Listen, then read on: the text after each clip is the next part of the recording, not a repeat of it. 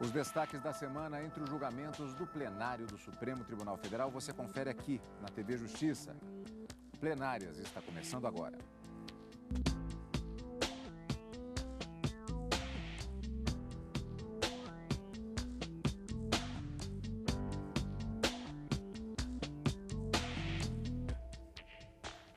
Com os principais momentos das sessões dos dias 17 e 18 de agosto de 2016. Karina, uma semana com resultados, poderíamos dizer, até curiosos. Primeiro porque nós temos a continuidade, não propriamente do julgamento, mas dos efeitos de um julgamento que foi iniciado na semana passada, com a definição da tese em uma repercussão geral que tem bastante importância. E, além disso, uma questão que importa diretamente, particularmente as pessoas que estão em expectativa de concurso, e também a própria definição pelo Supremo Tribunal Federal das tatuagens como uma maneira de se expressar. E, especificamente, o caso que foi julgado, a questão da possibilidade de pessoas que têm tatuagem prestarem, sim, concursos públicos atendidos determinados pré-requisitos. Uma semana curiosa, podemos dizer, né? Talvez esse seja o tema. O tema da quarta-feira, Cadu, eu diria que foi o tema que mais gerou polêmica durante essa semana, com a repercussão dessas decisões proferidas pelo Supremo Tribunal Federal. Na semana, eu não diria que o julgamento começou na semana passada, Cadu, porque, na verdade, o julgamento foi iniciado na primeira semana de agosto, quando retomados os trabalhos no Supremo Tribunal Federal, em que, na quinta-feira, os ministros começaram o julgamento de 2 recursos extraordinários que envolviam justamente hipóteses de inelegibilidade de prefeitos ou de pessoas que pretendessem se candidatar, já tivessem sido prefeitos e tivessem suas contas rejeitadas por parecer emitido pelo Tribunal de Contas do Estado ou por Tribunal de Contas Municipais, onde eles existem. Mas o julgamento ele foi definitivamente finalizado na sessão desta quarta-feira, quando então os ministros decidiram qual é a tese que deve ser aplicada a todos os outros recursos extraordinários que estavam sobrestados, aguardando o julgamento desses 2 casos que vieram a plenário, e acabou firmando o entendimento da Suprema Corte, no sentido de que o parecer emitido pelo Tribunal de Contas estadual ou municipal, onde houver, ele é meramente opinativo, seguindo a orientação e o voto do ministro Gilmar Mendes nesse sentido, para que as contas do prefeito, uma vez rejeitadas por este parecer, elas devam ser confirmadas pela Câmara de Vereadores ou pela Câmara Municipal e aí sim ter-se uma decisão irrecorrível a ponto de tornar aquele candidato inelegível e aí sim alcançado pelo que a gente chama Lei da Inelegibilidade, que foi alterada pela chamada Lei da Ficha Limpa. Isso gerou uma grande repercussão, mas esse é o entendimento que prevalece a partir dessa semana no Supremo Tribunal Federal. E na quarta-feira ainda, a questão das tatuagens e a possibilidade de ingresso em concurso público, mais especificamente em carreiras militares. O caso se tratava justamente de um candidato a uma carreira militar no estado de São Paulo, que teria tido a sua posse indeferida ou, embora ele já tivesse ultrapassado as fases de todo o concurso, no exame médico ele foi reprovado em razão de uma tatuagem que ele ostentava no seu corpo e que isso seria um impedimento para que ele pudesse exercer aquela função pública. E na quarta-feira, os ministros acabaram decidindo que não é qualquer tatuagem que poderia ser um óbice a ascensão a um cargo público, a um trabalho feito na administração pública, ainda que de caráter militar. Então, acredito que esses 2 temas que foram tratados na quarta-feira tenham tido uma pulverização na mídia muito maior do que os temas também importantes que foram tratados na quinta-feira. Na quinta-feira, talvez a decisão que mais tenha repercutido seja a possibilidade de procuradores da Associação Nacional de Procuradores do Estado e do Distrito Federal poder ser autora, parte legítima para propor a chamada arguição de descumprimento de preceito fundamental em face de uma lei do Estado do Maranhão que teria equiparado a remuneração de procuradores e delegados de polícia, e isso é questionado aqui no Supremo. O ministro Marco Aurélio, relator, havia indeferido, na verdade, por conta da falta de legitimidade dessa associação nacional e, por maioria, os ministros acabaram entendendo que é possível, sim, que ela ingresse com esse tipo de ação. Outros temas foram tratados também na sessão de quinta-feira, mas com julgamento não concluído, né, sobre a cobrança municipal, uma lei municipal de São Paulo e a cobrança de taxa para combate a incêndio. Há uma alegação de inconstitucionalidade formal, que o município não poderia legislar sobre esse assunto, mas o julgamento foi suspenso em razão de um pedido de vista do ministro Dias Toffoli, e a quinta também marcada por um julgamento de várias listas dos ministros também. Mas o grande destaque dessa semana, sem dúvida alguma, como eu disse, há de ser a sessão de quarta-feira, com 2 temas bastante polêmicos. E ainda nessa edição, Karina, nós vamos ver a questão do rito do processo de impeachment, que tramita no Congresso Nacional, mas com a presidência do presidente do Supremo Tribunal Federal, o ministro Ricardo Lewandowski. O rito do impeachment foi definido e ainda nessa edição vamos ver as expectativas que existem com relação a esse ponto, julgamento que acontece na próxima semana. É claro, a TV Justiça está acompanhando. Vamos começar com a sessão plenária da quarta-feira. Tatuagem não pode ser motivo de eliminação de candidato em concurso público, como vimos, a não ser em situações excepcionais. A decisão é do plenário do Supremo Tribunal Federal. O recurso foi apresentado por um candidato a uma vaga na Polícia Militar do estado de São Paulo. O motivo da eliminação foi uma tatuagem tribal que o homem tem na perna. No Supremo Tribunal Federal, a defesa alegou que a eliminação foi discriminatória. Essa prática da tatuagem, ela é difundida e hoje a modernidade cada vez mais. Julgar um candidato pelo uso de tatuagem é discriminatório, é preconceituoso e é contra a nossa Constituição. A maioria dos ministros acompanhou o voto do relator, ministro Luiz Fux. Para ele, só em casos excepcionais, a tatuagem pode ser causa de eliminação em concurso público. A tatuagem, desde que não expresse ideologias terroristas, extremistas, contrárias às instituições democráticas, que incitem violência e a criminalidade, ou incentive a discriminação e os preconceitos de raça e sexo ou qualquer outro preconceito, é perfeitamente compatível com o exercício de qualquer cargo público. No ordenamento jurídico pátrio, vai destacar a existência de diversas leis sobre o tema das Forças Armadas, direcionadas especialmente para a Marinha, Aeronáutica e Exército, e que proíbe apenas tatuagens ofensivas a determinados valores institucionais ou que representem ofensa à ordem pública. E nos itens 13, 14 e 15 da nota de rodapé, eu transcrevo essas ordens militares.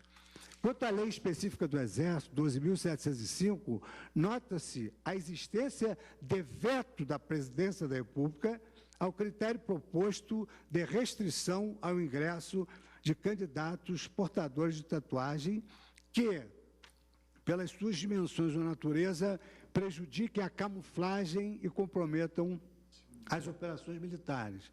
Esse dispositivo foi vetado e, na justificação, amparou-se exatamente na odierna orientação de que, quanto à apresentação de tatuagens, o descrime dessa lei só se explicaria se acompanhado de parâmetros razoáveis ou de critérios consistentes para a sua aplicação.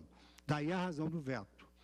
De todo modo, não está em jogo a legitimidade da opção individual e livre de cada um de se tatuar, que deve ser respeitada por todos, em maior extensão pelo Estado. Sob outro prisma, diversamente do que ocorre na esfera privada, os agentes públicos se submetem a um conjunto de regras estatutárias e princípios próprios e, mercê da teoria do órgão, exteriorizam a figura e a vontade do Estado. Em sintonia com a tese, merece a transcrição do parecer do ilustre representante do Ministério Público Federal. Diz o representante do Ministério Público: o fato de um candidato possuir na pele marca o sinal gravado mediante processo de pigmentação definitivo não inviabiliza nem dificulta minimamente o desempenho de qualquer tipo de função pública ou privada, manual ou intelectual, de modo a incidir na hipótese a vedação expressa no artigo 3º da Constituição Federal.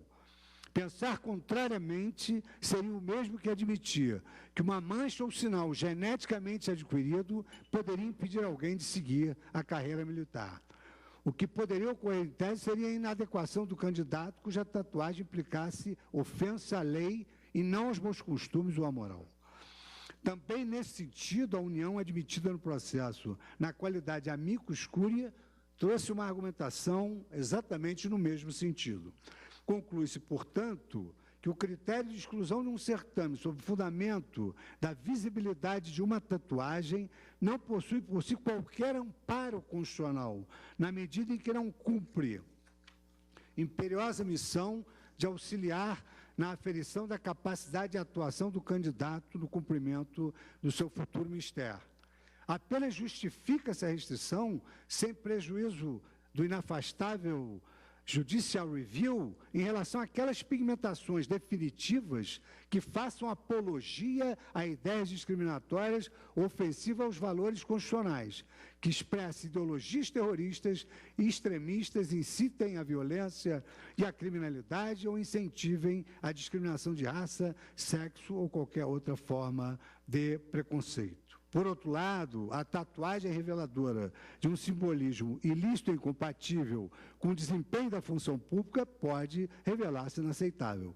Um policial não pode exteriorizar sinais corporais como tatuagens que conflitem com esta ratio, como a título de ilustrações, tatuagens de palhaços que significam, num ambiente marginal, o criminoso que promove o assassinato de policiais, bem como tatuagens que tenham discos indicativos de matar determinada categoria da população. Para o ministro Luiz Roberto Barroso, as tatuagens dos candidatos a cargo público devem obedecer a alguns limites. Tatuagem é uma forma de expressão, concordo.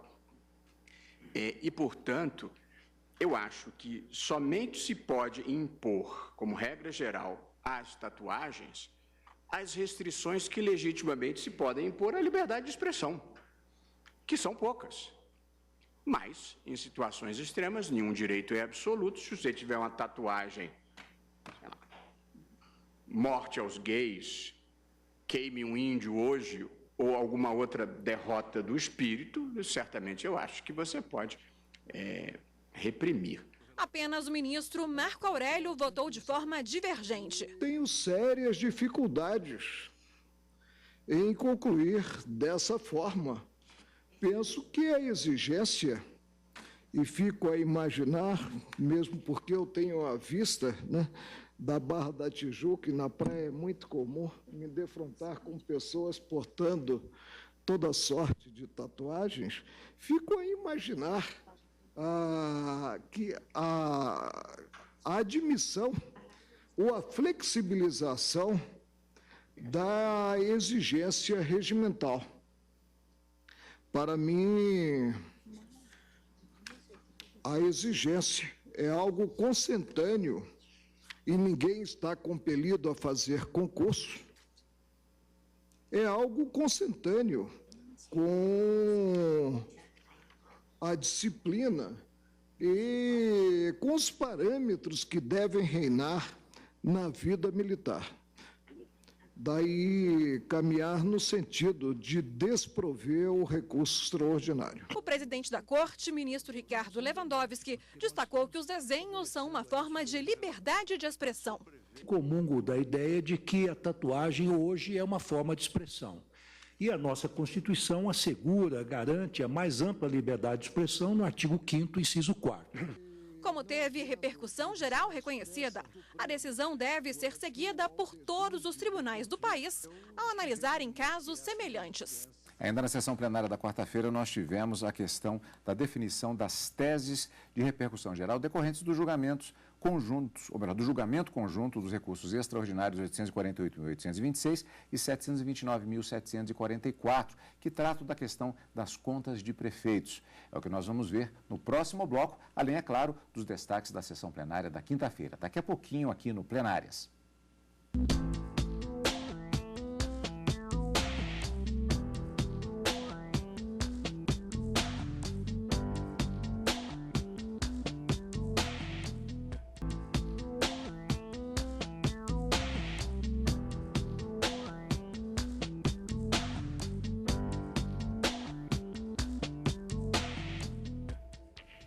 O Plenárias está de volta ainda com destaque da sessão plenária da quarta-feira. No primeiro bloco nós vimos um dos julgamentos que aconteceu, que foi destaque da semana, e agora vamos ver uma outra decisão, um outro movimento que aconteceu no plenário e que também tem grande repercussão.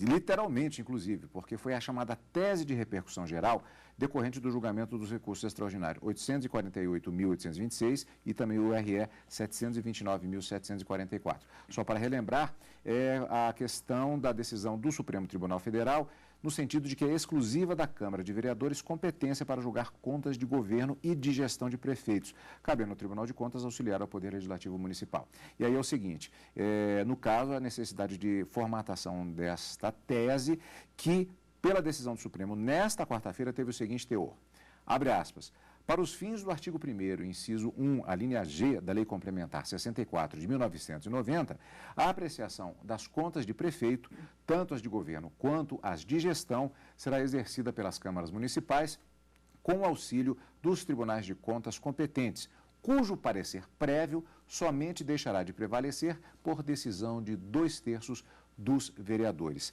Karina, vamos à tradução. O que significa, portanto, essa tese, essa decisão tomada pelo Supremo Tribunal Federal?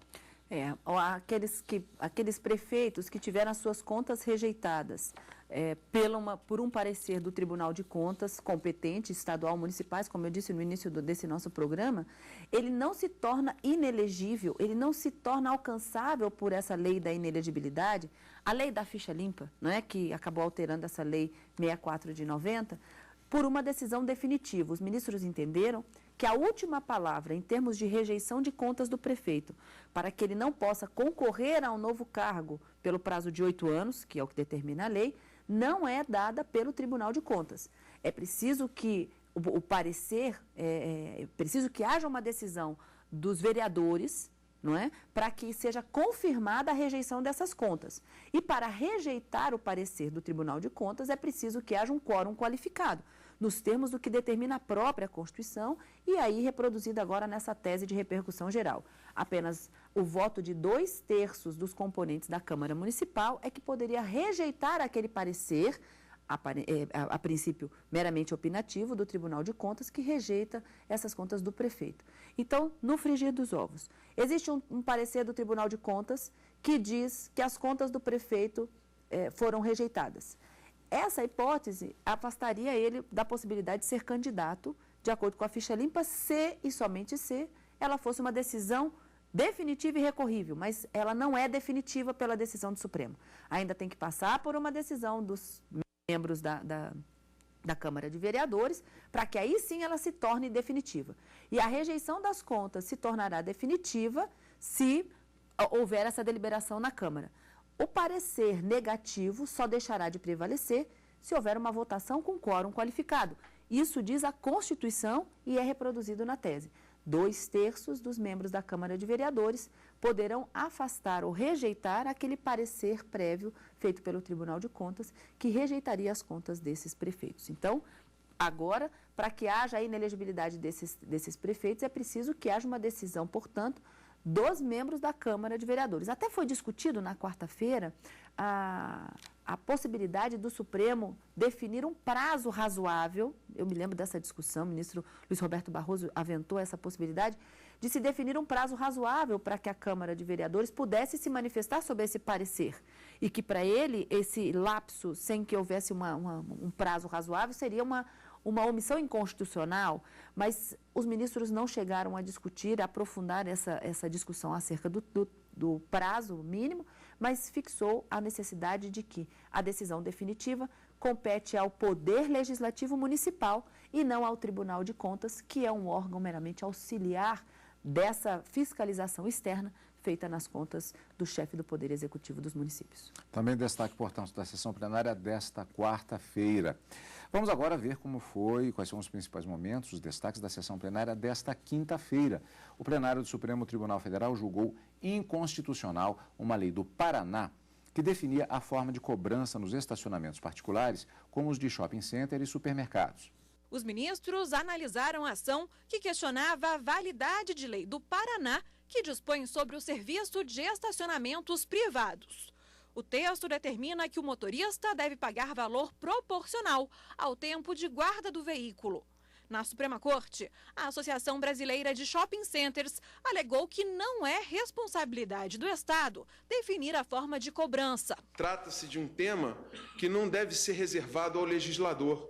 O legislador não pode dizer como e quanto o proprietário de um estacionamento deve cobrar pelo uso daquela área. As forças de mercado, dentro de uma economia capitalista e dentro de um sistema, né, que autoriza e prestigia o capitalismo, devem incentivar que os estacionamentos e os preços sejam competitivos, concorram entre si. O ministro Gilmar Mendes destacou que a lei é inconstitucional, porque o caso trata de matéria de direito civil e, portanto, a competência para legislar seria da União. Não se pode confundir a questão de direito civil com matéria concernente ao consumo. O dispositivo da lei estadual em causa invade, sem dúvida, a esfera do direito civil, porquanto estabelece regras sobre elementos essenciais da propriedade. Sim, inequívoca violação, pelo menos ao artigo 22, inciso 1 da Constituição Federal, quanto à competência da União para legislar sobre direito civil. Para o ministro, essa interferência do Estado em atividades particulares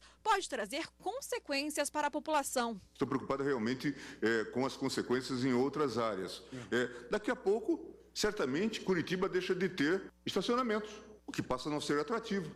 O ministro Edson Fachin divergiu.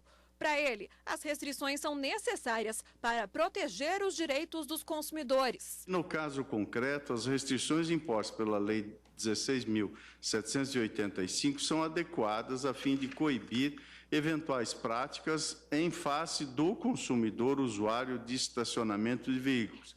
Essas regras parecem necessárias porque atendem de forma proporcional ao pagamento pelo serviço efetivamente utilizado. O ministro ressaltou que a lei não estabelece preços. Há preços de estacionamento os mais variados possíveis.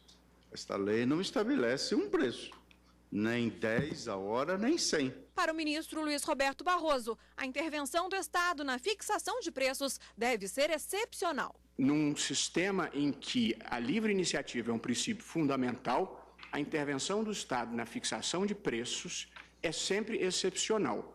E acho que estacionamento não é uma dessas matérias excepcionais. Portanto, a minha ideia é que isso não está situado no direito civil, está situado no âmbito do direito econômico, com o desdobramento eventual da proteção do consumidor. Por maioria de votos, o plenário declarou a lei do Paraná inconstitucional.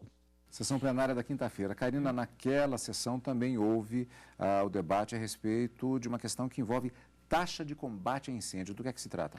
Combate a sinistros é uma lei municipal do estado de São Paulo que acabou sendo questionada por meio de um recurso extraordinário em que o próprio Tribunal de Justiça do Estado de São Paulo teria declarado ou entendido que essa lei municipal seria absolutamente inconstitucional.